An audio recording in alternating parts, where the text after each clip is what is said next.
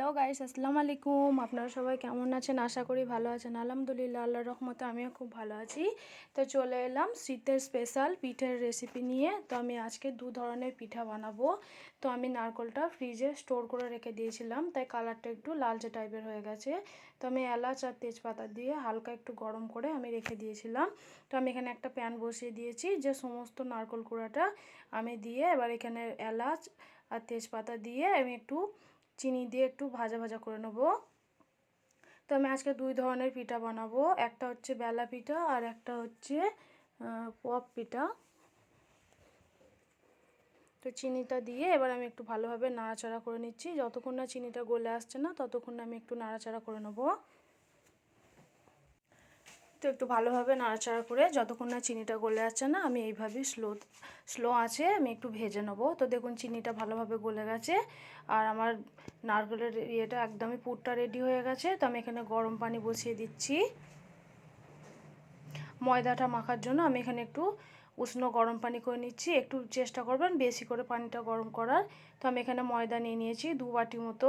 তো আপনারা যেরকম বানাবেন সেরকম হিসাবে নিয়ে নিতে পারেন। তো আমি এখানে দিয়ে দিচ্ছি লবণ, পরিমাণ মতন লবণ দিয়ে দিচ্ছি 8 চামচ মতো, আর দিয়ে দিচ্ছি অল্প করে একটু চিনি, আর দিয়ে দিচ্ছি সাদা তেল 2 চামচ মতো সাদা তেল দিয়ে দিয়েছি। দিয়ে এটা ভালো করে একটু ময়াম দিয়ে নেবো।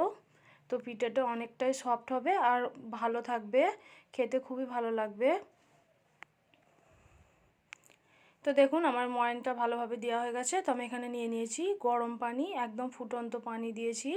তো আমি অল্প অল্প করে দিয়ে আমি একটা ডো বানিয়ে নেবো, একদম সফট ডো বানিয়ে নেবো। আমি একবারে পানিটা দেবো না, অল্প অল্প করে দিয়ে আমি একটা ভালোভাবে ডো তৈরি করে নেবো।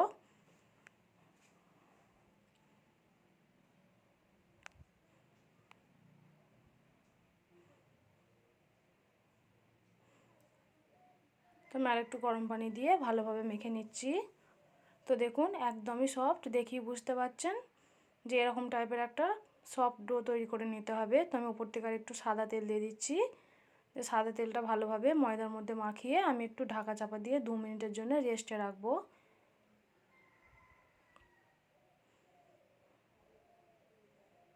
তো আমি ঢাকনা বন্ধ করে 2 মিনিটের জন্য রেস্টে রেখে দিচ্ছি। তো 2 মিনিট পর আমি ফিরে আসছি। তো দেখুন আমার একটা পিঠা বেলনি নিয়ে নিয়েছি আমি। তো আমি একটা গুটি কেটে নিচ্ছি। ফার্স্টেই বানাবো আমি পপ পিঠা।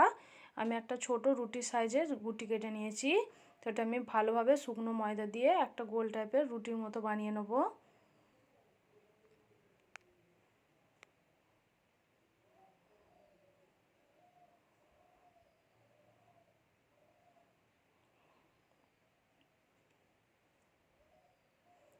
তো রুটিটা আমার ভালোভাবে বেলা হয়ে গেছে দেখুন। তো রুটিটা আমি এখানে তুলে নিচ্ছি। আরও 3টে রুটি আমি বানিয়ে নিচ্ছি। নিয়ে আমি এবার একটা রুটি পপের জন্য রেডি করে নিচ্ছি। ফার্স্টেই দিয়ে দিচ্ছি দেখুন নারকেল কুড়া।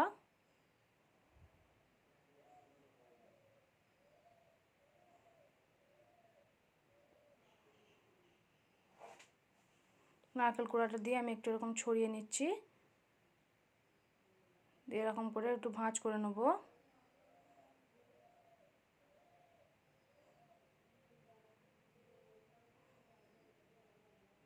দুদিক থেকে দিয়ে এরকম মুড়ে দেবো নিচেটা। তো দেখুন একদম সিঙ্গারার মতো দেখতে লাগছে, এটাকে বলে পপ পিঠা। তো ভালো করে মুখটা মুড়িয়ে দিচ্ছি। তো আমার একটা আমি রেডি করে নিয়েছি। দেখুন এইরকমভাবে আমি পপ পিঠা বানাই। তো কে কে এরকমভাবে পিঠা বানাতে জানেন অবশ্যই কিন্তু কমেন্ট করে জানাবেন। তো আমি আরেকটাও রেডি করে নিচ্ছি। দেখুন নারকেলের পুর দিয়ে আমি দুদিক থেকে এরকম ভাঁজ করে দিচ্ছি, দিয়ে নিচের দিকটা এরকমভাবে মুড়ে দিলেই রেডি পপ পিঠা। ভালোভাবে মুড়ে দেবেন যেন একটুও কোনো জায়গায় লিক না থাকে, তাহলে কিন্তু পুরটা বার হয়ে যাবে। তো একে একে আমি সমস্ত পপ পিঠাগুলো রেডি করে নেব একইভাবে। তো দেখুন আমার পপ পিঠাগুলো একদমই রেডি হয়ে গেছে। তো আমি এবার বেলা পিঠাগুলোর জন্য ছোট ছোট করে গুটি করে নিচ্ছি। ওর থেকেও ছোট গুটি লেচি কেটে নিয়েছি আমি। তো এরকম পাতলা লুচি টাইপের মতো করে নেব। খুব বেশি করা যাবে না, আবার খুব ছোটও করা যাবে না, মিডিয়াম পজিশানে আমি বেলে নিচ্ছি।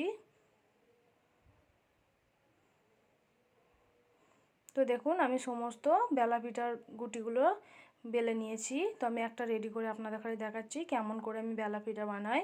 তো দেখুন এক সাইডটা এরকম পুর দিয়ে দিচ্ছি আমি লম্বা করে।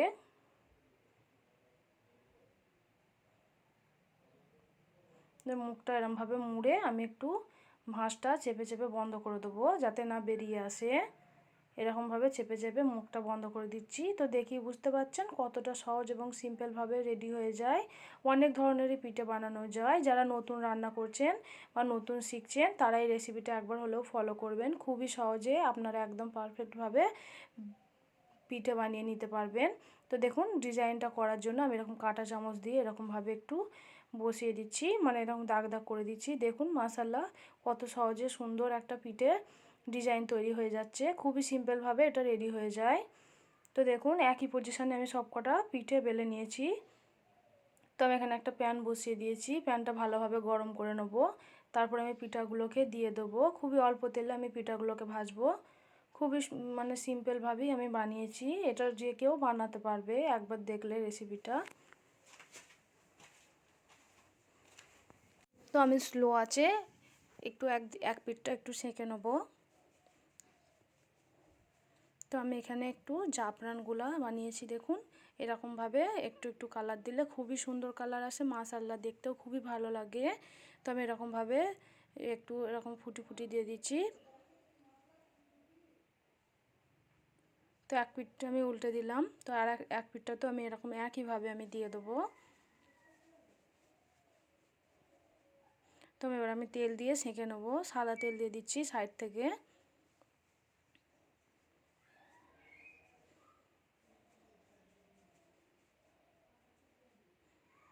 তো দেখুন আমি অল্প তেল দিয়ে পিঠাগুলো কত সুন্দরভাবে ভেজে নিচ্ছি। আপনার চাইলে কিন্তু ডুবা তেলেও ভাজতে পারেন, কিন্তু অল্প তেলেও এই পিঠাগুলো কিন্তু রেডি হয়ে যায়। তো দু পিঠটা লাল লাল করে ভালোভাবে ভেজে নিতে হবে। তো দেখুন কত সহজেই পিঠাগুলো রেডি হয়ে গেল। তো আমি এবার বানাবো পপ পিঠা। তো পপ পিঠাগুলো আমি দিয়ে দিচ্ছি একটা একটা করে দিয়ে দিচ্ছি প্যানের মধ্যে। তো একইভাবে আমি এই পিঠাগুলো ভেজে নেব।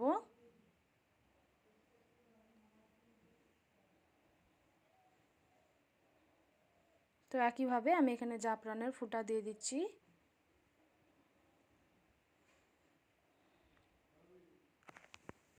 তো একইভাবে আমি এক পিঠটা উল্টে নিচ্ছি। তো আমি এখানে দেখুন জাফরানের গুঁড়া দিয়ে দিয়েছি, একটা করে টিপের মতো বসিয়ে দিয়েছি। তো এক পিঠটা উল্টে এবার আমি তেল দিয়ে দেবো। খুবই তাড়াতাড়ি এই পিঠাগুলো রেডি হয়ে যায়। হাতে মাত্র কয়েক মিনিট থাকলেই এই পিঠাটা আপনারা বানিয়ে নিতে পারবেন। যখন মন চাইবে তখন এই পিঠার রেসিপিটা আপনারা বানিয়ে খেতে পারবেন। তো আমি এবার দেখুন সাদা তেল দিয়ে দিচ্ছি। সাদা তেল দিয়ে একটু ভালোভাবে উল্টো পাল্টে ভেজে নেব একইভাবে।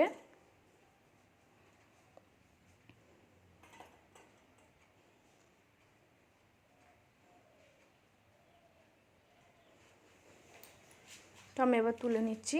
পিঠাগুলো আমার একদমই রেডি হয়ে গেছে। তো